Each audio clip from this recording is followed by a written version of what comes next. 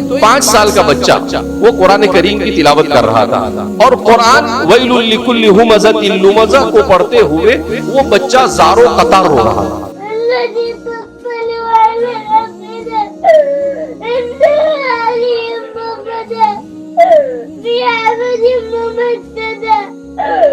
یہ 5 سال کا بچہ ہے، اس کے ماں باپ نے اس کی ایسی تربیت کی ہے کہ یہ بچہ 30واں پارہ پڑھ رہا ہے اور پورا 30واں پارہ سمجھ کر پڑھتا ہے، اور جہاں پر عذاب کی آیت آتا ہے زارو قطار روتا ہے۔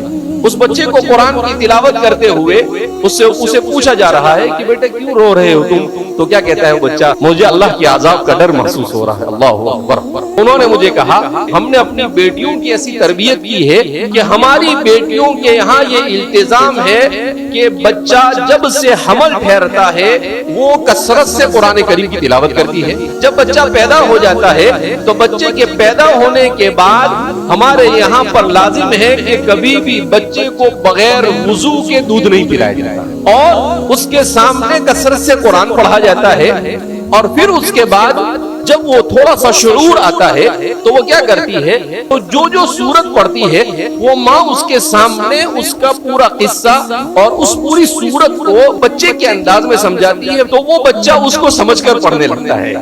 یہاں تک کہ جب وہ قرآن کی تلاوت کرنے لگتا ہے تو 5 سال کی عمر میں وہ ایسے قرآن کریم کی تلاوت کرتے ہوئے روتا ہے جیسے حضرات صحابہ کے بارے میں ہم نے سنا کہ وہ قرآن کو پڑھتے ہوئے زارو قطار روتے تھے۔